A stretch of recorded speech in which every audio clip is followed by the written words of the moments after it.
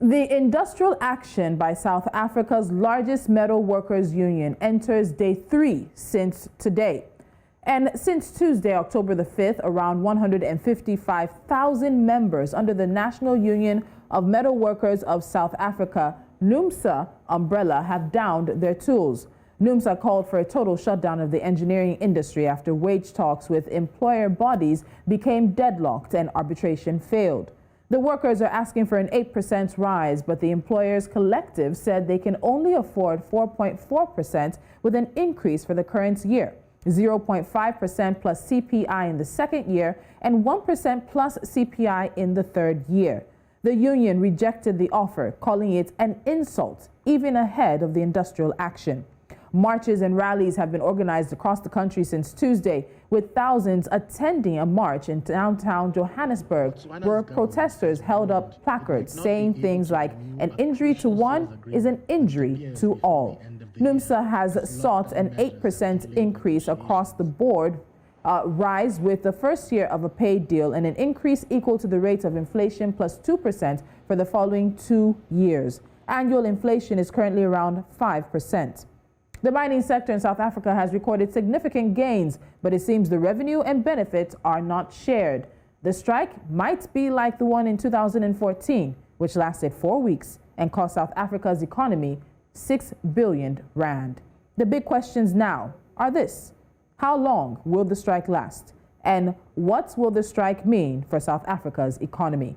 I'm Tolulope Adeleru-Balogun. Welcome. This is Business Edge.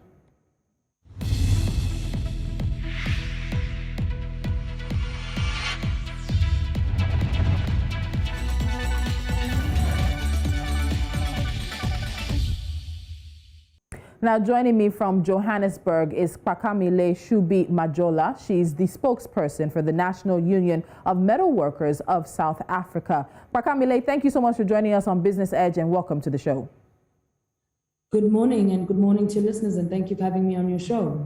So let's take a quick trip down memory lane. So this strike that commenced on Tuesday, for many people, is reminiscent of the one that happened in 2014, lasting 4 weeks and costing the steel and engineering sector about 6 billion rand in total. Are there any issues that are lingering from the previous strike that have resurfaced with this strike now? I'm struggling to hear you, but if your question is around what has caused us to go on strike, it's really because of this wage dispute. And I hear you referencing the 2014 strike, which was a very long strike, as you correctly put it, and had a major impact on the engineering sector.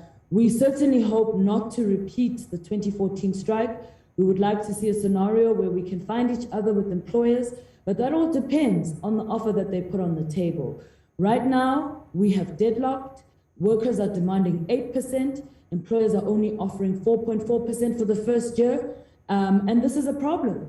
And what we are wanting from employers and from associations in the engineering sector is that they must come to the table, they must negotiate meaningfully, they must put an offer on the table which workers will accept. And then, of course, we can go back to work. All right, so let's get into why there's this dispute now. I know in 2020, workers in the sector had to forgo an increase because of the COVID-19 pandemic. But this increase is being asked because of inflation, rising costs of living for not just this industry, but other South African workers as well. But this is the industry currently on strike. Give us a bit more detail into the disagreement. Indeed. So last year, when we were actually supposed to start negotiating in engineering, we came to an agreement with the employers in the sector to actually sign what is called a standstill agreement. And the reason that we did that is because we accepted the arguments that they had given in relation to the impact of COVID on the economy. There were lockdowns that were in place in South Africa at the time when we were supposed to be negotiating. We were actually under a hard lockdown. And so really there was a lot of fear and a lot of concern for the survival of the engineering sector as a whole, particularly for small and medium-sized industries. So as a trade union, we managed to convince our members to accept this agreement for the sake and for the greater good of the South African economy and for the sector. Now that we have come back to the negotiating table in 2021, workers had an expectation that this time around, the employers will be cognizant of the suffering that workers have gone through and that they will give back. South African workers really suffered during the lockdowns. So whilst business got a lot of cushioning from government and from banks, workers were depending on the temporary employee relief scheme, which was a relief payment which they were supposed to receive from government, from the Department of Employment and Labor. But there were real challenges with the payment of this TERS money. In fact, there were major delays. There were many occasions when companies did not receive this payment and workers went for many, many months without salaries. So on top of sacrificing increases, workers went for many months without getting any kind of income and no relief from government. So the expectations in terms of what we expect from business are high. And we think that for you to come back with an offer of 4.4% for a worker who's earning as little as 20 Rand an hour, yes, that is an insult. It's an insult when you consider the level of suffering that workers and their families endured during last year's lockdown and the arrival of COVID-19. Okay, so there was a memorandum presented by some of the workers at the Metal and Engineering Industry Bargaining Council in Johannesburg. Now, part of the memorandum said that NUMSA is declaring war on an opportunistic agenda by employers to plunge already embattled workers into a slavery national minimum wage. What agenda is the union alleging is in play when it comes to salary and wages in the industry? Yes, so our problem is that we feel that the work that workers have done in securing a meaningful minimum rate in engineering has actually sort of been reversed by the national government's decision to impose a national minimum wage of 20 Rand an hour. In engineering, the minimum rate, as in the hourly rate, pardon me, which is acceptable, which is allowable, is 49 Rand. And then the South African government announced a minimum wage rate of 20 Rand per hour. And that announcement basically emboldened those companies who did not want to pay more than 20 Rand to now reverse all of those sort of gains that workers had made. We were very angry by the South African government's decision because there was no research, in our view, or not enough research certainly to back up the justification of such a low national minimum wage.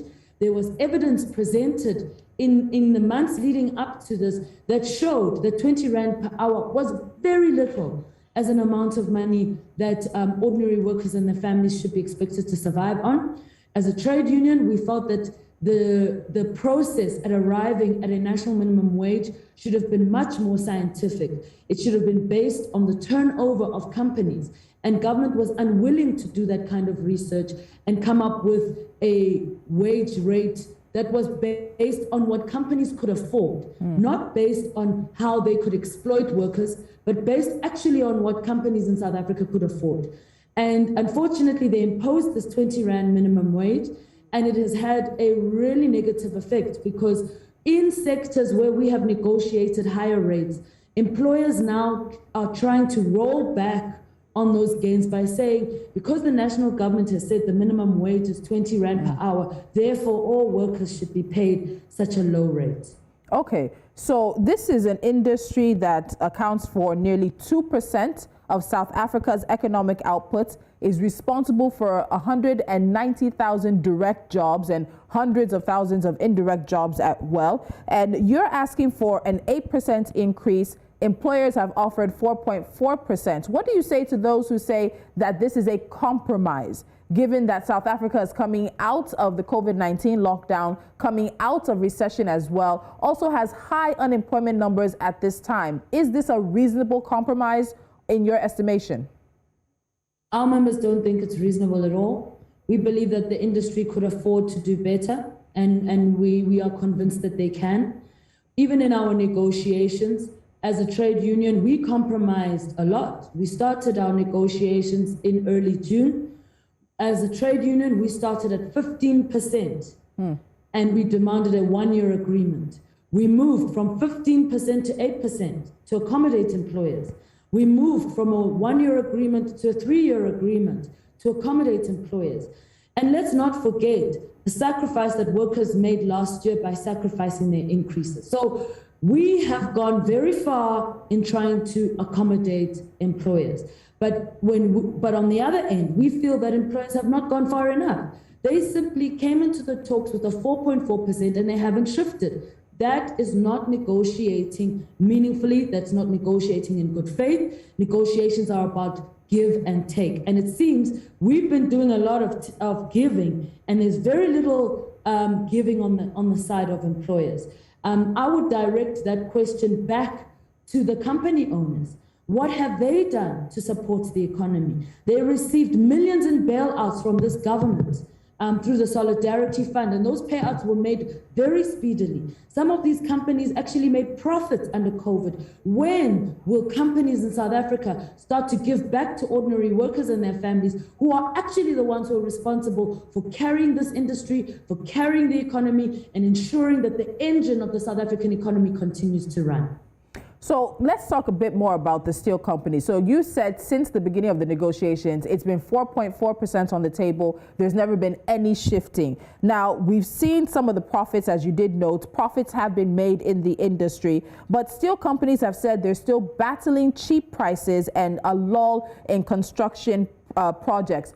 Why is it that the union really believes that the employers can and should pay the increases, particularly starting this year? Is this something, this is already October 2021. Is this something that you can compromise and move to starting next year? Why sort of the emphasis on going ahead with the demands for this year? That's not going to be an acceptable compromise. These talks are designed for us to come to an agreement this year. And when we come to an agreement this year, that agreement must be implemented and backdated to July, which is when it was supposed to have been implemented.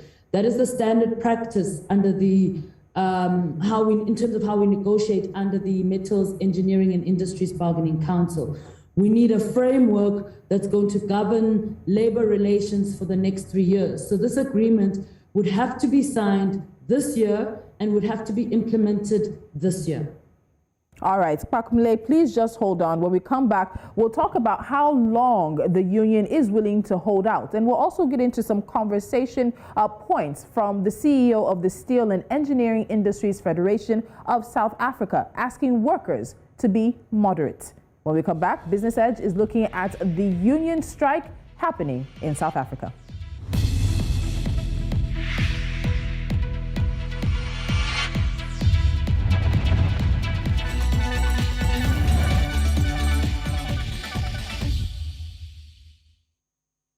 Still with me on Business Edge is Phakamile Hlubi-Majola. She's the spokesperson of the National Union of Metal Workers of South Africa, whose industrial action is entering day 3 today. Phakamile, let's talk about the employers' union. Now, Lucio Trentini, the CEO of the Steel and Engineering Industries Federation of South Africa, has said that workers need to be moderate in their expectations as the steel industry is still down following the COVID-19 pandemic. Now, he's the CEO of the sector's largest employer body, representing 18 organizations employing 170,000 workers. How do you respond to that comment, asking workers to be moderate in their expectations as it's now a living wage, a living ability situation, as you said, for your union members? Well, I think the industry has benefited for many years. When times were good, they never passed those profits on to workers. Our members have been living under recession for very, very long time, certainly for far longer than the industry. So we've reached a point where we're tired of the excuses. It's a fact that during COVID, ordinary workers and their families suffered the most. Industry has a responsibility to give back. And workers right now are looking for that. That's what they're looking for. And this is precisely why they've gone on strike. As I speak to you, we are currently engaged in negotiations with CIFSA. We're hoping to find one another. And certainly in those engagements, we hope that we can reach a meaningful compromise. So the employers union says that unlike 2014, they are stocked. The industry is prepared for the strike as they've stocked raw materials. They're producing and supplying steel for the automotive industry, mining and construction. How long is your union prepared to hold out? Even though you said you're back at the negotiating table, how long are you prepared to hold out for what workers are demanding? We'll hold out for as long as is necessary. We're a worker-controlled union. Our members are the ones who are going to tell us when to stop. So we will hold out until they say it's enough. So you're back to the negotiating table, but as you mentioned earlier, you've come down from 15% to this 8%, while the employers have really not shifted any ground in offering 4.4%. Why are you back to the table now, and what do you think could be a compromise in this situation? Can employers move up to 6% and meet you there? Is that a reasonable compromise that you can present back to your union members?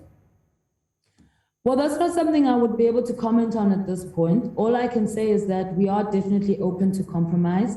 Our negotiations with CIFSA last night were certainly around trying to find the right kind of permutation which would work for both parties, because after all, negotiations are about give and take and about finding an acceptable compromise where both parties will be satisfied. So we would have to see where those discussions take us. So earlier you referenced government action in setting the national minimum wage at 20 Rand per hour in this conversation. Has government attempted in any way to come into the negotiations, into the conversation around this industrial action? Could you repeat the question? I just heard 20 Rand per hour, but I'm not sure how that links to... Has government attempted in any way to come into the negotiations to help to reach a compromise between the employers and the union?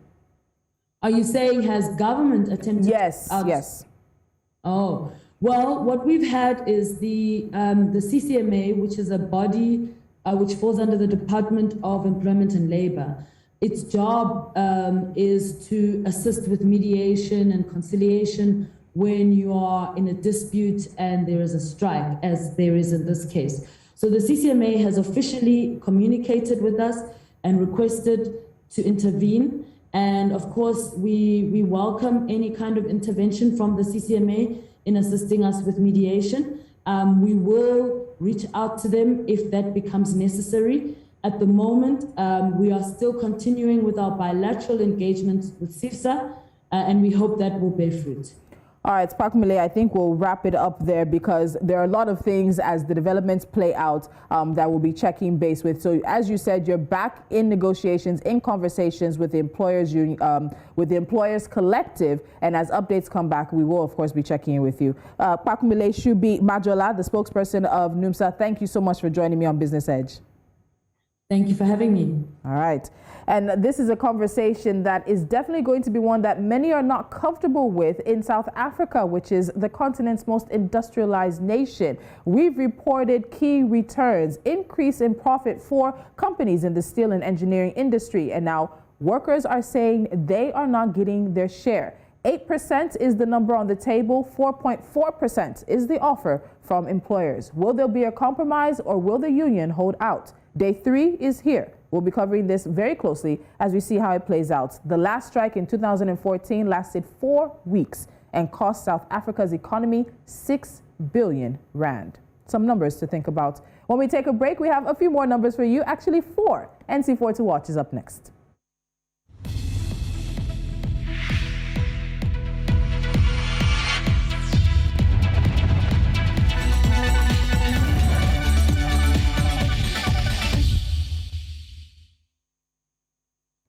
And a quick look at some stories you should keep your eyes on. Nigeria's foreign reserves received a boost of $2.76 billion in September 2021 to close at $36.78 billion.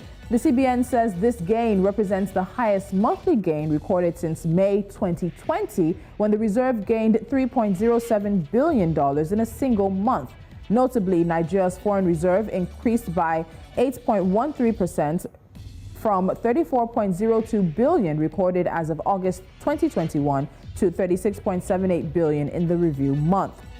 Eskom says it needs more than 300 billion rand to change its coal-fired plants with pollution-cutting equipment. The state-owned South African utility said it has applied for an exemption from complying with national emission limits for its power plants that are scheduled to close by 2030, and also asked for a higher limit for 6 of the stations that will operate beyond 2030.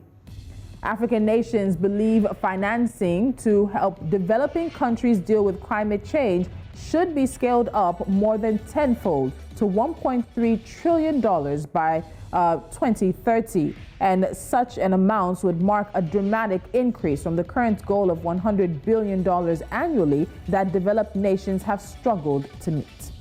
And finally, Shelter Afrique has entered a deal with the government of Cameroon to set up a $15 million industrial housing corporation to provide low-cost construction materials for the construction of affordable housing. The lender will finance the construction of the factories, which will produce building materials such as block production plants, panel production plant, and other associated equipment. And that's it on this edition of Business Edge. Follow us on social media. We are at News Central TV. Head to our website as well to find out more and download our mobile app on Play Store and App Store. Until next time, I'm Tolulope Adeleru-Balogun.